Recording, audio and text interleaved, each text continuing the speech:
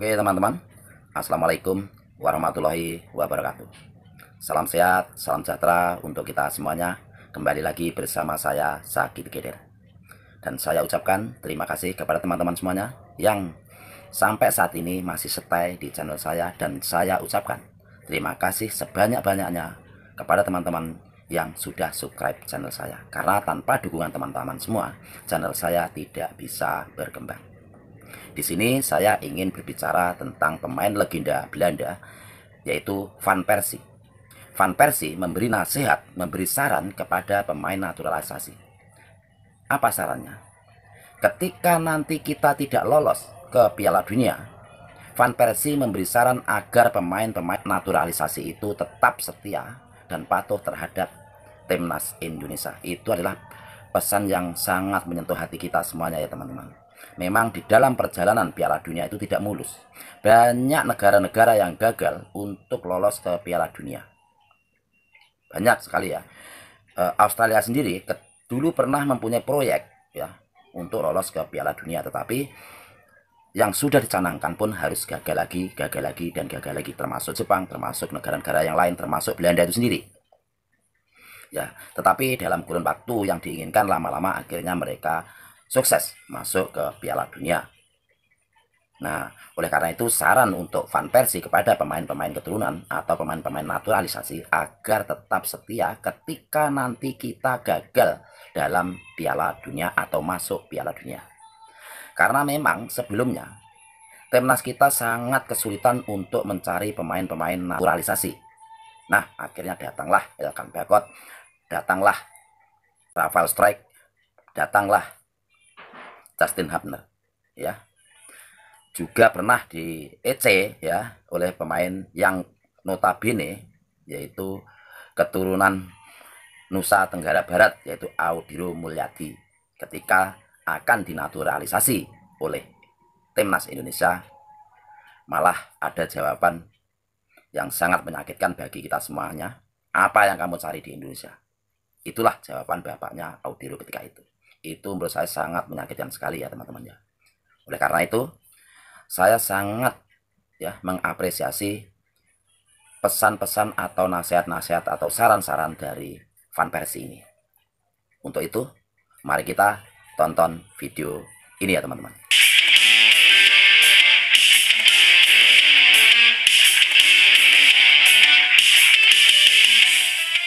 Sanjung ambisi besar Indonesia lolos ke Piala Dunia 2026.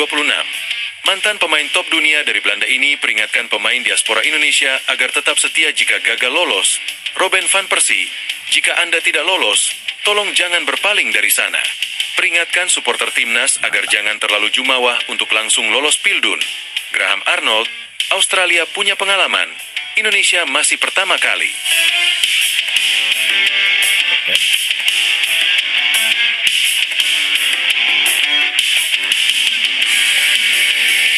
Di balik proyek besar yang tengah dibangun Indonesia saat ini, tentunya pasti muncul banyak kekhawatiran daripada supporter dan netizen yang sudah lama mengikuti timnas Indonesia. Pasalnya, baru kali ini sepanjang sejarah Indonesia berada di tempat yang sangat dekat dengan Piala Dunia, turnamen akbar paling besar seantero jagat. Ibarat game yang Anda mainkan, ini adalah puncak dari turnamen tersebut, karena jika Anda berhasil lolos dan bahkan juara di sini, itu adalah sejarah yang sangat-sangat besar, karena tidak ada lagi turnamen di atas Piala Dunia. Perjalanan Indonesia menuju Piala Dunia 2026 memang cukup terjang. Memulai babak awal dari round 1 lawan Brunei Darussalam, dan lanjut ke round 2 bersama 3 tim lainnya. Di round 2, Indonesia tergabung di grup F bersama Irak, Vietnam, dan juga Filipina. Saat itu, Indonesia memulai round 2 bahkan dengan hasil yang sangat mengecewakan. Usai dibantai Irak di Basra dengan skor 5-1. Lalu 5 hari berselang, Indonesia pindah ke Filipina menjamu tuan rumah di Manila. Lagi-lagi saat itu anak asuh STY harus bermain imbang 1-1. Di pertandingan ketiga, Indonesia berhasil menang tipis lawan Vietnam di GBK 1-0. Dan 5 hari berselang giliran Indonesia home ke Hanoi, dan pasukan STY berhasil menang 0-3. Mimpi yang awalnya sempat seret di partai awal, akhirnya kembali muncul harapan besar. Usai Indonesia berhasil merangsek naik ke posisi 2 klasmen sementara. Di bulan Juni 2024, Indonesia menjamu Irak di GBK. Tapi lagi-lagi Indonesia kalah 2-0. Sebenarnya jika Indonesia saat itu berhasil mengunci kemenangan lawan Irak, maka sudah pasti lolos ke round 3. Namun penentuan masih harus dilihat di partai terakhir lawan Filipina 5 hari berselang di GBK. Anak asuh STY berhasil menang 2-0 atas Filipina, sekaligus membuat Indonesia kokoh di posisi kedua dengan koleksi 10 poin. Hal itu juga membuat Indonesia otomatis lolos ke round 3 dengan status runner-up menemani Irak yang finish di puncak klasmen. Di round 3, Indonesia memulai pertandingan pertama dengan sangat luar biasa, dengan berhasil menahan tim tuan rumah Arab Saudi dengan skor 1-1. Hal itu membuat supporter saat itu langsung jumawah, wah bisa nih bisa, dan mereka bahkan optimis mengalahkan Australia saat itu di laga kedua, yang memang harus menelan kekalahan dari Bahrain di kandang sendiri. Namun 5 hari berselang, Indonesia hanya bermain imbang 0-0 di GBK lawan Australia, namun itu tentu cukup jadi modal yang baik. Di laga ketiga round 3 bulan Oktober, Indonesia harus tandang ke Bahrain dan juga Cina. Hal itu sempat membuat PSSI butuh charter pesawat, karena jika menggunakan pesawat komersial, akan membutuhkan waktu yang sangat lama. Namun hasilnya, Indonesia harus bermain imbang lawan Bahrain, yang sebelumnya hampir menang tapi dikerjain oleh wasit botak Ahmed Al-Kaf. Di laga melawan Cina, timnas Indonesia yang diunggulkan bisa menang, justru kalah dengan skor 2-1. Hal itu menimbulkan kekecewaan luar biasa, kritikan kepada STY dan terhadap pemilihan pemain di posisi starting. Di laga kelima lawan Jepang di GBK, calculated loss memang sudah pasti, karena Jepang memang sudah setara kekuatannya dengan tim Eropa. Alhasil saat itu Indonesia dibantai dengan skor 0-4. Di laga ke-6 lawan Arab Saudi, sempat jadi laga hidup mati bagi Indonesia saat itu. Karena jika saja kalah dari Arab, tentu peluang untuk tetap bersaing akan sangat sulit.